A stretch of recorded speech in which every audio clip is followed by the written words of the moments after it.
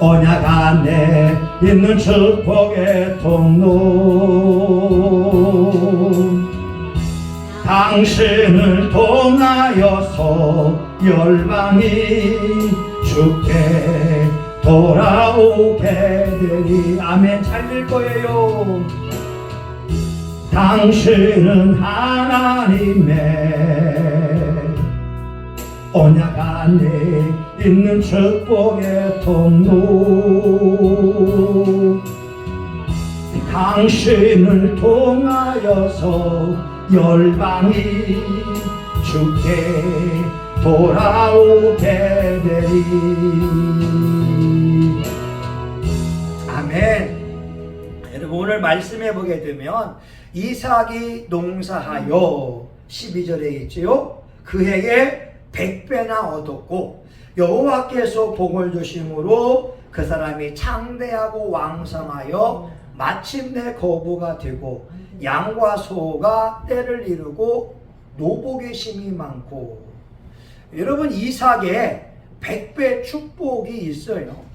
그러니까 우리가 여러분 헌금 드릴 때 여러분이 어떤 마음으로 드리는 건지 모르겠지만 꿈을 꾸라고 하는 거예요. 하나님, 이삭이 그 해에 농사하여 100배의 수확을 거둔 것처럼 내가 드린 예물에 100배의 복이 나에게 주어지기 원합니다.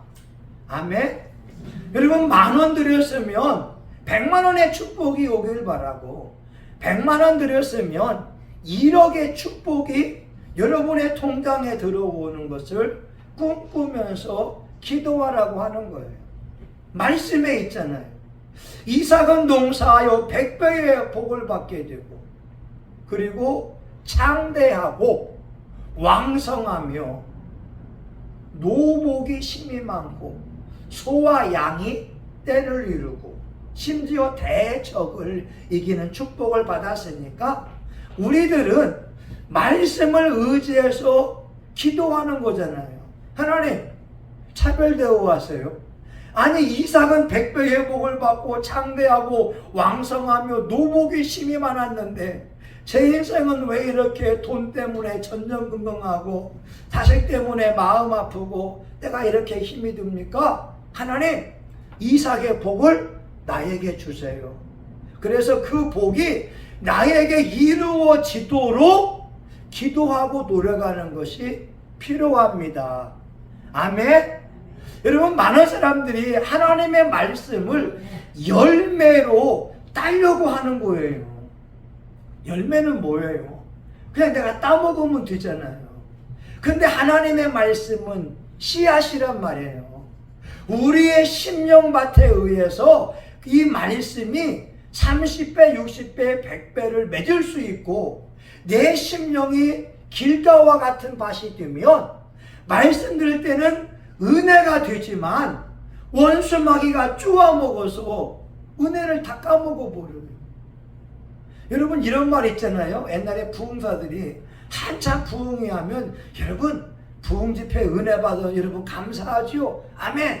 근데 여러분 집에 가게 되면 마귀가 있어요. 여러분 마귀가 여러분 무너뜨리려고 준비하고 있어요. 그래서 그것이 남편 통해서 아내 통해서 자식 통해서 은혜 받은 걸 다 까먹게 한다는 거예요. 다시 말하면 화 한번 내게 되면 여러분 버럭 소리 한번 지르게 되면 그토록 2박 3일 동안 기도하고 땀 흘렸던 받은 그 은혜가 하루아침에 물거품이 되는 거예요. 여러분 이거 아셔야 됩니다. 그러니까 내 마음밭이 중요하다는 거예요. 자, 그러면 이삭이 하나님이 나의 주인 되신 것을 오늘 어떻게 보여주고 있냐면 흉년 때에 씨를 뿌리고 있다는 거예요.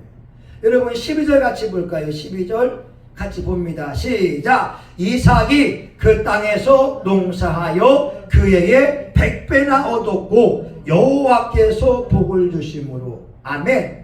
1절 보세요. 1절 시작. 아브라함 때에 첫 흉년이 들었더니 그 땅에 또 흉년이 들매 이삭이 그랄로 가서 블레셋 왕 아비멜렉에게 이르렀더니, 그러니까 흉년을 경험하게 되면서 그랄 땅으로 내려갔다고 하는 거예요.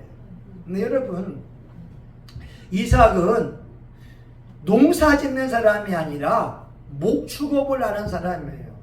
소나 양을 기르는 사람이지 옥수수 같은 거 벼를 재배하는 사람은 아니었어요. 근데 하나님의 축복은 뭐냐? 여호와께서 복을 주시면 그 사람이 뭘 하든 다 잘되게 한다는 거예요. 다시 말하면 저와 여러분이 하나님을 기쁘시게 한다면 여러분의 자녀들과 일가 친척들, 권속들이 다 잘되게 한다는 거예요. 아멘? 여러분, 말세의 말입니다. 스가랴서 보게 되면 이방 사람 10명이 한 사람의 유대인을 붙들고 하는 말이, 하나님이 당신과 함께함을 우리가 보았으므로 우리가 당신과 함께하려 합니다. 여러분이 하나님의 기쁨에 되어지고 하나님의 성령이 여러분과 함께하게 되면 여러분 때문에 남편이 복을 받게 되고 자녀들이 복을 받게 되고 일가 친척들이 복을 받는다는 거예요. 사람을 알아보는 것을 세 가지가 있다고 해요. 이 첫 번째는 뭐냐? 돈을 맡겨보면 알아요. 여러분, 돈 관리를 잘하는 사람은 인생 관리를 잘하는 사람인 것이고, 돈 관리를 못하는 사람은 인생을 그냥 방만하게 살아갈 수밖에 없어요. 사람은요, 견물생심이라고 돈을 보게 되면 욕심이 생기잖아요. 근데 진짜 충성스러운 사람은 돈을 맡기면 정말 이렇게 돈의 신용을 지키려고 철저하게 노력을 하게 됩니다. 여러분, 이런 말 들었을 거예요. 6.25 때에 어떤 사람이 은행에 와서 빚을 갚으려고 하는 거예요. 은행에 와서 빚을 갚으려고 하니까 지금 전쟁통인데, 난리통인데 무슨 빚을 갚냐고. 근데 이 사람은 아니라고, 나는 빚을 갚아야 되겠다고. 그래서 은행 그 점원이 영수증을 써준 거예요. 영수증을 써주면 그것을 꼭 가지고 있어요. 전쟁이 끝났어요. 자기가 이제 사업을 하려고 은행 갔는데, 그리고 은행 대출이 그냥 됩니까? 담보 물건이 있어야 되잖아요. 신용이 있어야 되잖아요. 근데 이 사람이 대출 받으려고 했는데 은행에서 대출 잘 안 되는 거예요. 그래서 이분이 그냥 우연하게, 제가요 6.25 때 돈을 갚은 적이 있는데 그것이 잘 되어져 있는가 한번 확인해 주세요 라고 하니까 그 은행 이 점원이 깜짝 놀라는 거예요. 당신이 바로 그 사람이냐고. 금융업계에서 6.25 때 돈 갚은 사람 당신에 대한 소문이 자자하다고. 지점장에게 인도하게 되니까 이 사람이 필요한 그 돈을 다 그냥 공급해 주는 거예요. 여러분, 돈 관리요 소홀하게 하면 안 돼요. 여러분, 돈 맡겼을 때 최선을 다해야 됩니다. 아멘? 예.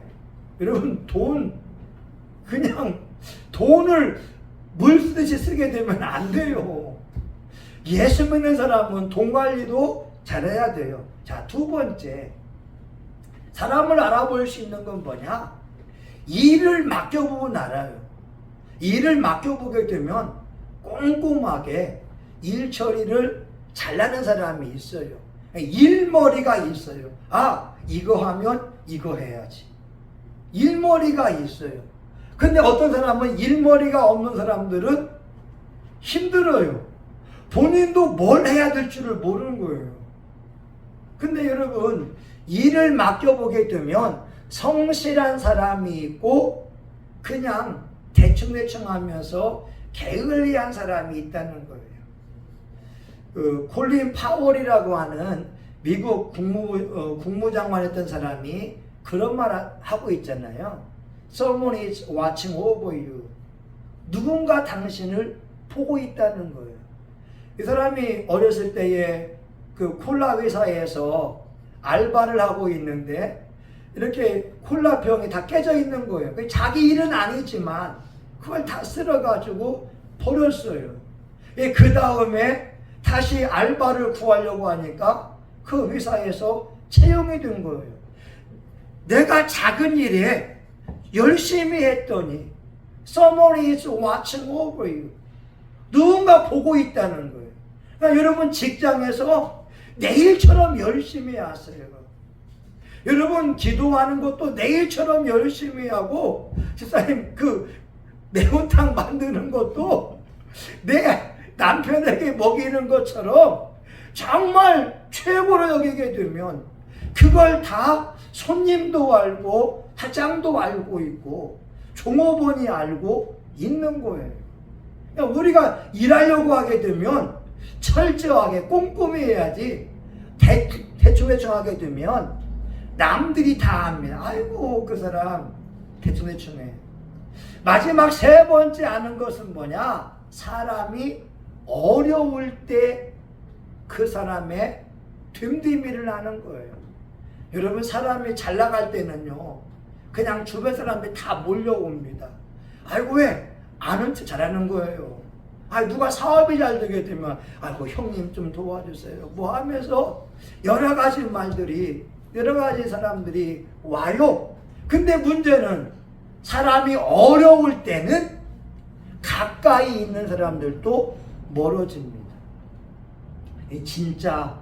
진짜 믿음의 사람은 어려울 때 다가와서 손 내밀어 주고 어려울 때 함께 해주는 사람이라는 거예요. 제가 저희 딸을 2번이나 한번 모금했잖아요. 그러면서 1만 원의 기적을 한번 이렇게 만들어주세요 라고 했는데 제가 원한 것은 뭐였냐면 1만 원의 기적이었어요. 악기값이 3,500만 원일 때 10,000원씩 기부하는 3,500명을 기도했던 거였어요. 그리고 딸아이 등록금 하면서 1만 원의 기적을 요구할 때에 10,000원씩 헌금하는 사람 700명을 기도했다고 하는 거예요. 근데 어떤 사람은 10,000원을 보내는 사람이 있고 어떤 사람은 10,000원도 안 보내더라 이 말입니다. 제가 그걸 경험하면서 느끼는 거예요. 이 사람은 10,000원도 안 보낼 사람이구나. 물론 여러 가지 이유가 있겠어요. 그러나 제가 느끼는 건 뭐냐? 이 사람은 내가 어려울 때 단돈 10,000원도 보낼 수 없는 사람이구나. 근데 어떤 분은 자기 일처럼 10,000원을 보낸 사람도 있고 더 보낸 사람도 있다는 거죠. 하나님이 누굴 요구하시냐면 지금 이삭이 흉년 시기에 이삭이 가장 힘들고 어려운 시기에 어떻게 행동하느냐를 보고 있다고 하는 거예요. 하나님의 말씀은 뭐냐? 2절 보세요. 2절 같이 봅니다. 시작. 여호와께서 이삭에게 나타나 가라사대 애굽으로 내려가지 말고 내가 내게 지시하는 땅에 거하라. 여러분 아브라함은요 창세기 13장에서 기근이 오니까 애굽 땅에 내려갔거든요. 애굽 땅에는 먹을 것이 있거든요. 애굽 땅에는 풍요로움이 있거든요. 애굽 땅에서는 사람들이 안주할 수 있는 넉넉한 삶이 돼요. 근데 하나님은 이삭에게 애굽 땅에 내려가지 말래요. 그리고 하나님께서 지시하는 땅에 거하기를 요구하고 계십니다.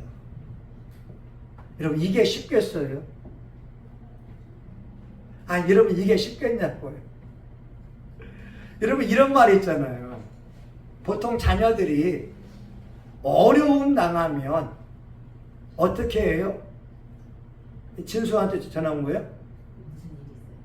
아니 지금 어제 허리를 다쳐서 아마 일을 못 나간대요. 그게 아니고 지금 예. 술 먹고 하고 지금 유치장에 가 있어요. 아이고 그랬구나. 그래갖고 전화 안 쓰나 그날 지금 지금 예, 예. 아, 이게 어제 제가